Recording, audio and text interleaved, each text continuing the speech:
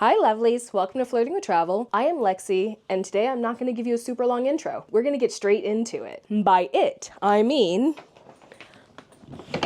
this is the NinetyGo Rhine Pro Carry-On 20-inch carry. Oh my god. One day, I will have a bag name down when I introduce it to you.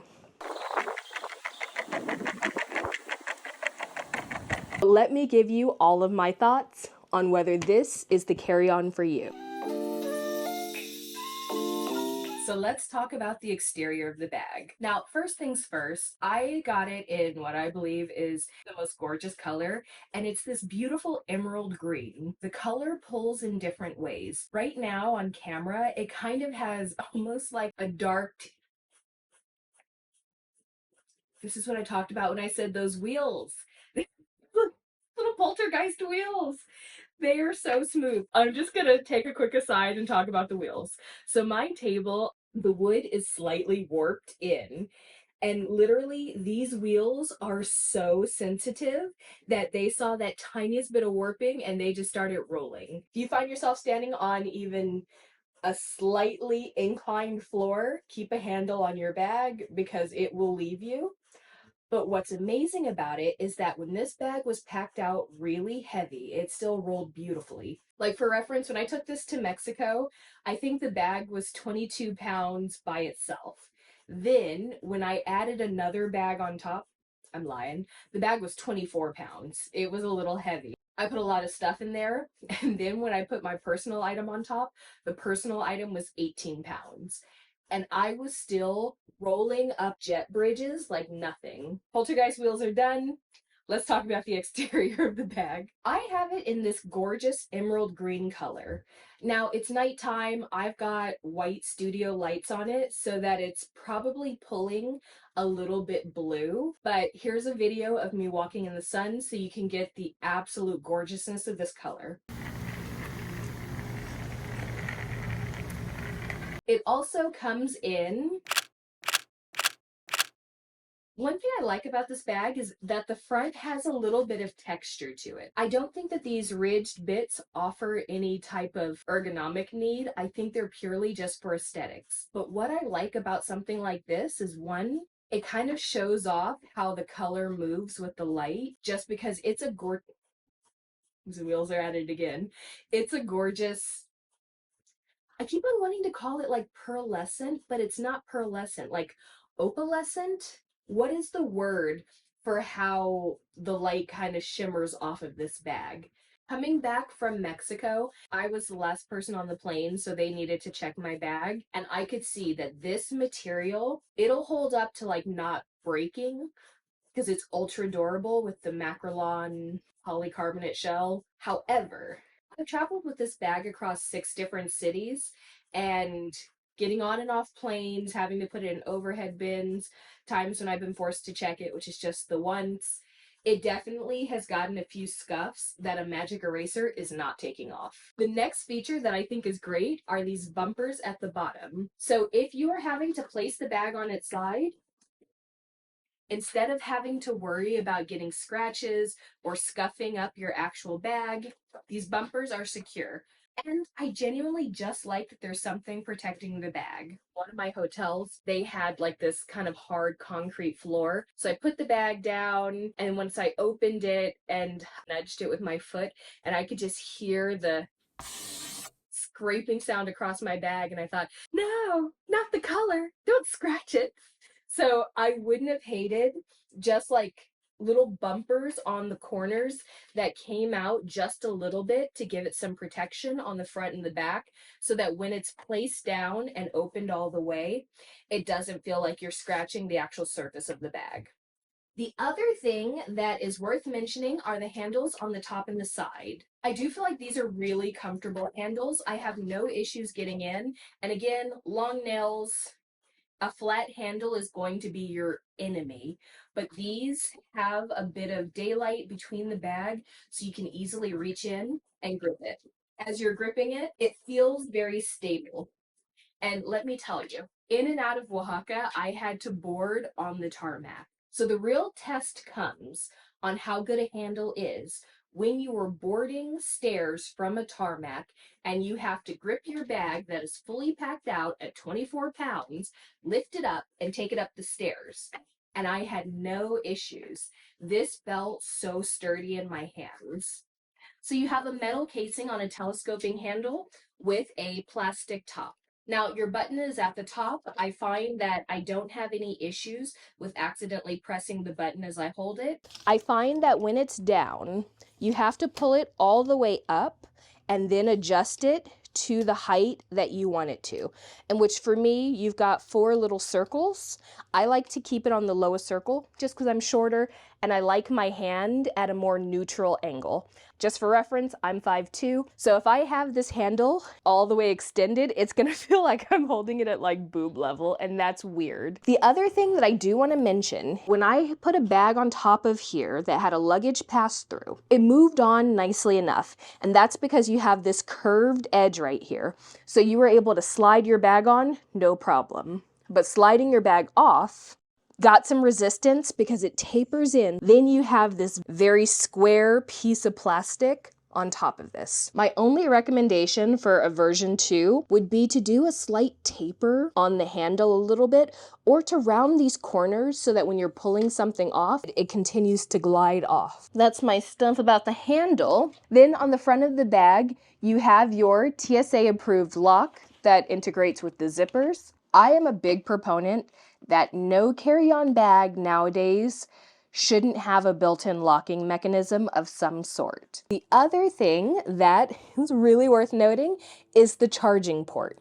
So this bag comes with both USB-A and USB-C charging ports so that you can charge your devices while on the go. Last but not least, these wheels are phenomenal. But I just want to talk about how small these wheels are in comparison to some of my other bags. This wheel well feels so short. It doesn't extend into your bag.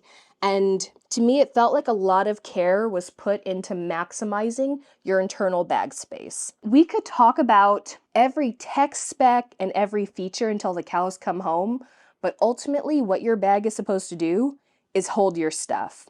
And this bag holds your stuff beautifully. It feels like you have tons of carrying capacity. A large portion of that is that your wheel well isn't extending super far into the bag, and even your handle feels like it's not taking up too much of your internal space. So your space is properly dedicated to the stuff that you're carrying, not a bunch of bells and whistles on your bag. At the end of the day, I would absolutely prefer to be able to carry an extra pair of pants, an extra dress, over having a wheel well that extends farther into the bag. Now, one thing to mention, because your wheel well doesn't extend as far into the bag, is that while the actual suitcase portion of this bag is 20 inches, from the floor to the handle is 22 inches. So from the ground to the handle is 22.4 inches. Now, something that's important to note is that most airlines allow up to 22 inches. Who's going to catch you on 0.4 inches? Literally no one, unless they make you put this in a sizer. And even then, I've tested it in sizers and it's fine. On your width, you're looking at 14.96 inches wide. For your depth, you've got 9.06 inches. I took this on Southwest, Frontier, United, Volaris, Viva Aerobus, and Aeromexico. Did I really use... Oh my gosh, I took it on a different airline for every flight, apparently. But despite that, I never had issues with anyone second-guessing my bag. The only time that they asked me to check it was because there was a weight and balance issue leaving Oaxaca. The real point is, tons of different airlines, nobody had any problems with the size. This bag is 6.83 pounds, which means it is coming in at about the lowest weight of all of the carry-on bags that I currently own. Now, a large portion of that is because I think that they're very smart about what they put weight toward. No laptop pocket on the front. Now, I've extolled the virtues of laptop pockets quite a few times. However, at this stage in the game, because I often non-rev, particularly to Europe and to Asia, on this last trip that I took, I had a portable monitor that I did place inside of here, and I cushioned it between clothing and I had no issues. Giving up the laptop pocket for a bag that's lighter weight ended up just being a really good benefit for me. The shell is made of 100%, I think it's like Makrolon Polycarbonate shell, which is a mouthful. Really what it means is that it's got a nice lightweight shell, but also very durable. I don't anticipate that you're going to see this bag get cracked or have any real issues other than your basic scuffing and wear and tear that comes with using the bag.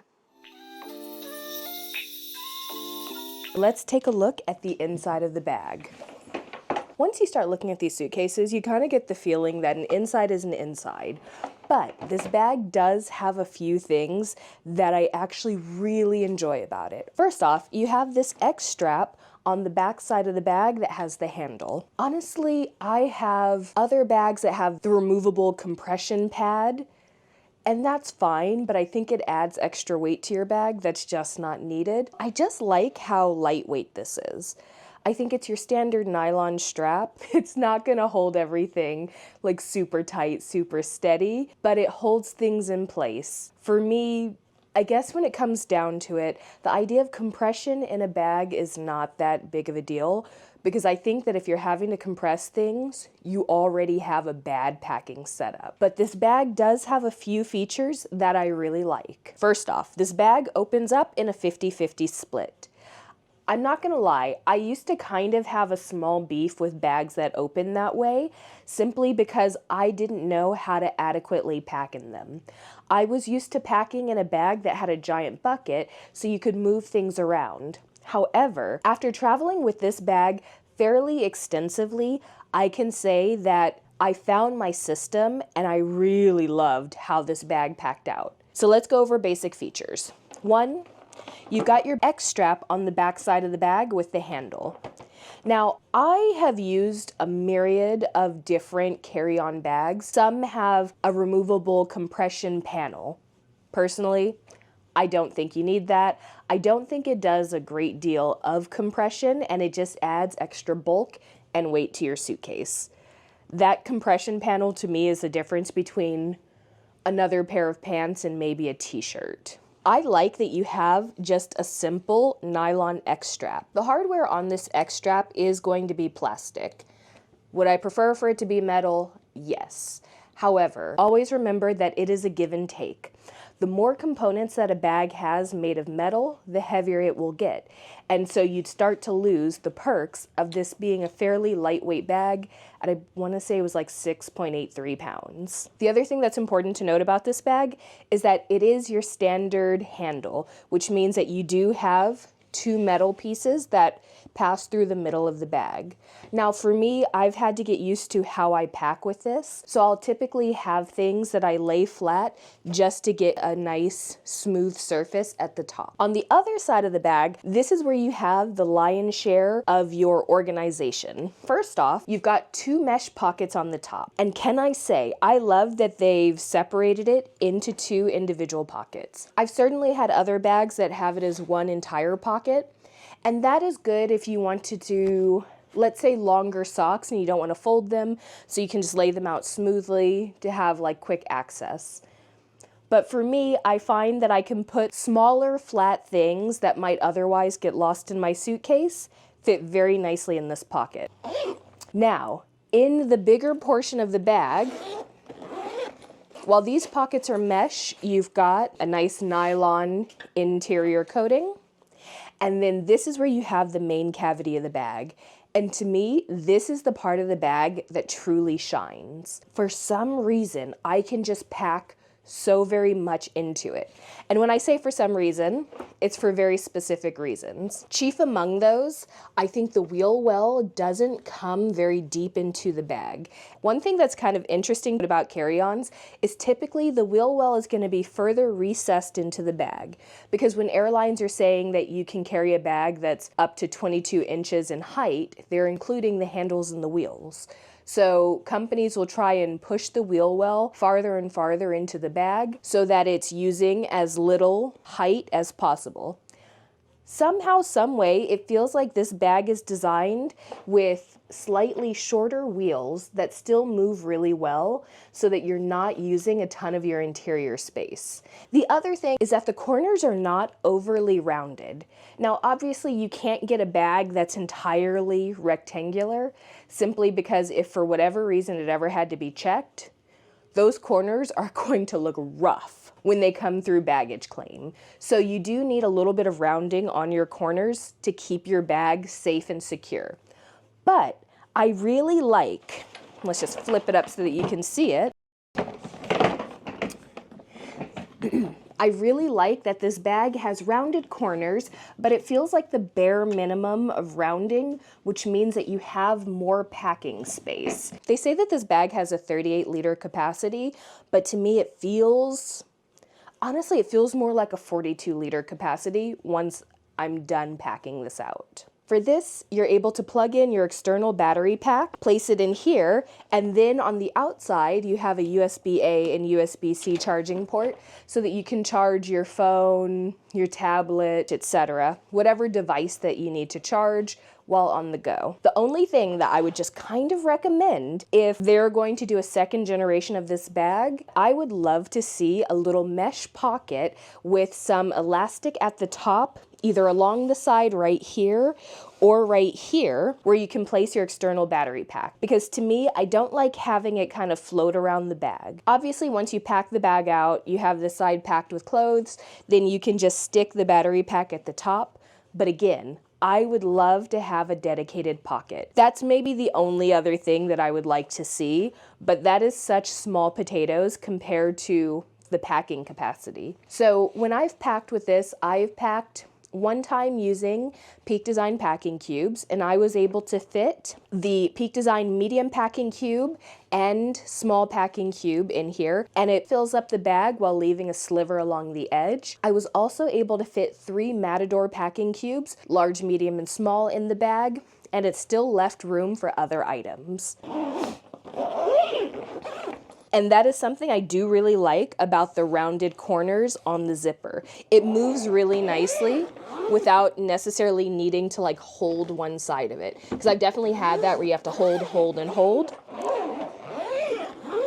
That's a good zipping experience inside of the bag. Now the zipper pulls inside of the bag are just a standard straight metal. If you've watched any of my other bag reviews before, you know that I'm a big fan of putting something in the design that stops your finger from slipping off. Let's say for some reason you just put hand cream on and then you grab this. I feel like because it's metal, you could slip off. However, it is metal. I love a metal zipper. Zippers should always be metal. The only thing I wish this had, and I believe my Traveler's Choice trunk has it, is that the zipper pull has a tiny little bend in it just to give your hand a little bit more purchase when you're holding on to the zipper. However, I guess the amount of times I put on hand cream and try and open up the bag isn't very often because I don't think I've ever had my hand slip off of this. That pretty much covers everything on the inside of the bag.